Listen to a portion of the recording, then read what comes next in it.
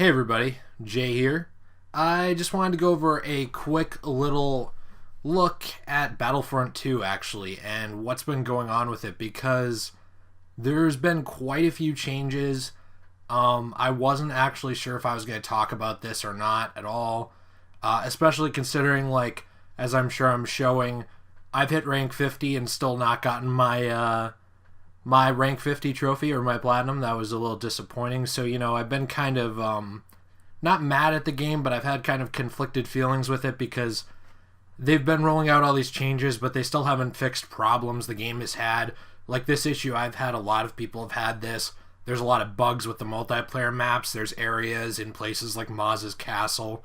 You can just get behind the map and cheese the hell out of it. I don't know. There's some problems with this game, but there's also a lot of changes. Some of them are interesting. One is Leia's new look.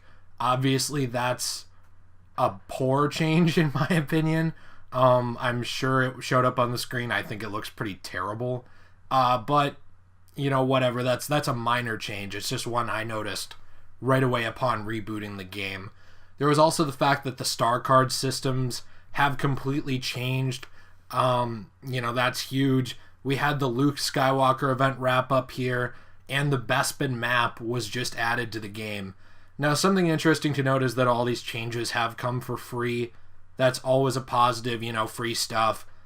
We knew that this was going to be the case with Battlefront 2 anyway. They said they were going to do, free DLC content. We didn't really know what that meant. Now there's a little more clarity now that they've changed the star card system, and they seem to be getting rid of these game-affecting microtransactions. So I wanted to look at a little bit of that with you and kind of go over it. Plenty of other people have talked about this, especially yesterday. Some of you know that I'm very busy between work and college, so I don't always get a chance to jump on this stuff right away. But I do still think it's worth talking about and looking at least for me, to vocalize my thoughts, because I've been someone who, since the game's come out, I've been on record as being pretty conflicted with it. I think there's way too many problems with this game, and I think there still are. But I will say that the very obvious shift in direction with this game is definitely a positive. There have been a lot of changes that have made for the better recently. So one of them was that basically all of the characters are now unlocked for everybody, all the heroes. When the game first came out, there was a really big controversy basically with the fact that, Darth Vader was locked, several other characters were locked. There were only a few heroes you could play as when you first buy the game and boot it up, and you just had to unlock the rest with credits, which was kind of annoying. That definitely affected gameplay for sure. Another gameplay effector was the star cards, which have changed. But about the characters, Matt Everett, the DICE community manager, said, "With all characters now having a unit level, we don't want to limit anyone's chance to progress as we change the way you interact with these characters." So, that's different because the unit level is a new thing. Basically, it's you play with the character, you get your unit level up for that character. You have a unit level for Luke Skywalker, just like you have a unit level for the heavy clone trooper, or the heavy trooper in general, and those two unit levels are not the same at all. They depend on who you play as more, how long you play as characters, what you do with them.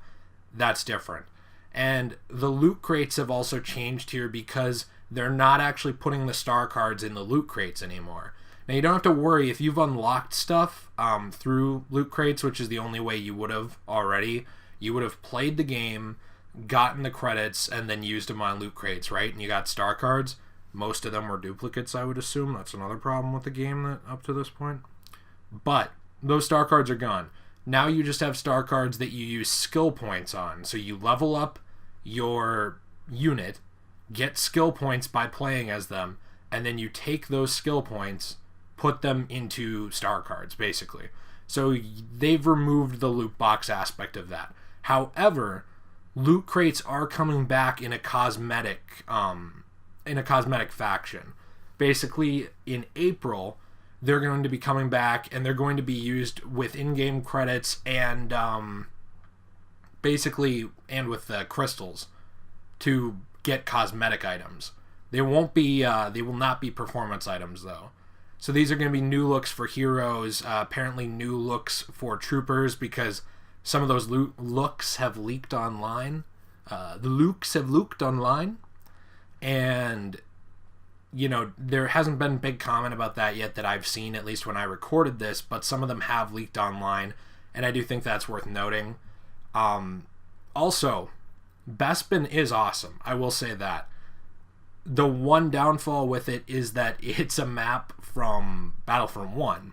So, I don't really care that that's the case. It's not a big deal. Like, when, if any of you play Call of Duty or used to, I used to play it, haven't in quite a while. I'd like to again if one comes out I'm interested in. But, Modern Warfare 3 had Terminal come to the game. Terminal was a very popular map from Modern Warfare 2. It's one of the most popular maps from one of the most popular Call of Duties. They ported it pretty much straight over. There wasn't a lot of change to the map. Nobody really cared because it was fun, right? That's pretty much the case here. Bespin is here. It's a lot of fun. No one's really complaining about it being the same. It's just fun. And the Luke skin was fun too. The Luke Hoth skin that I've included quite a bit of gameplay with. That was fun. And I didn't mind it because you just went through, you did the challenges, which were fairly easy, and you unlocked it. They're doing the same for Han and Leia. All this stuff's cool. They are making an effort here. But there's still problems. There's a lot of problems with balancing. They have changed some of the stuff. Like they gave Boba Fett and Han Solo more health, which they both needed. Iden Versio just got a health boost. She needed that, but she didn't need the offensive buffs that they gave her, in my opinion. Like, if you've have you played against an Iden Versio? Basically, if you get the star card that just allows you to recharge your droid super fast, very hard to beat her if the player is good. You can get in close, you can beat her. It's not impossible, but it's quite challenging and frustrating, I will say. So, yeah, I don't know. I have very conflicted thoughts here with this game still. I labeled it as one of the funnest games of 2017. I still stand by that if you are playing this game with friends and you are playing it to have fun, I'm not saying you're taking this game super seriously, you're not trying to be the MLG World Champion of Battlefront. You are playing this game for fun because you like Star Wars, enjoy the characters and the settings. This is a fun, solid gameplay game. It always has been. It has had balancing problems the whole time. It has had these problems with loot crates the whole time, but the gameplay has been fun, and it still is. My issue is the fact that despite all these changes, there's still so many problems with the game. Like, how can we still be playing this game months later? Some of us hit the max rank quite a while ago. Like, I hit 50 multiple weeks ago, never got a trophy for hitting it. And that's not just a problem on PlayStation. This is a problem on all platforms. And if you talk to Sony about it, they say it's a problem on DICE's end. So what's the deal with that? Like, how can there be issues like that in the very structure of the game built in that have been actually being reported since December? Some of these issues like that and other glitches that have been reported since December that DICE has still not fixed. What's the deal with that? How is that excusable at all? It's not. It's not. And the thing is, despite these recent gameplay tweaks, there still has been relatively little DLC content. And a lot of fans feel like that's because it's free, because they're not charging for it. So a lot of fans feel like DICE doesn't think they have to put the effort into this DLC because it's free.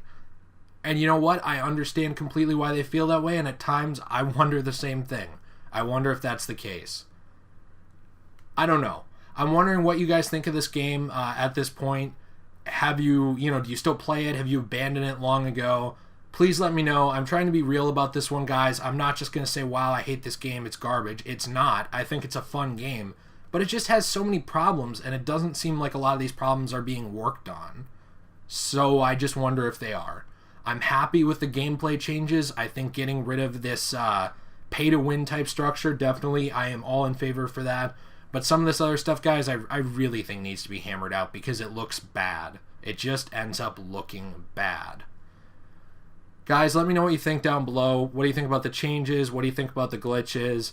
What do you think about the cosmetic items? And are you interested in getting hero skin cosmetic items and troop skin cosmetic items for these characters, or do you not really care about that kind of stuff?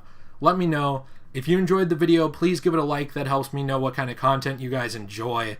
Please subscribe if you enjoy this kind of stuff. I'm going to be doing more of this. And I'll see you in the next one, guys. Peace. And thanks for listening to me ramble.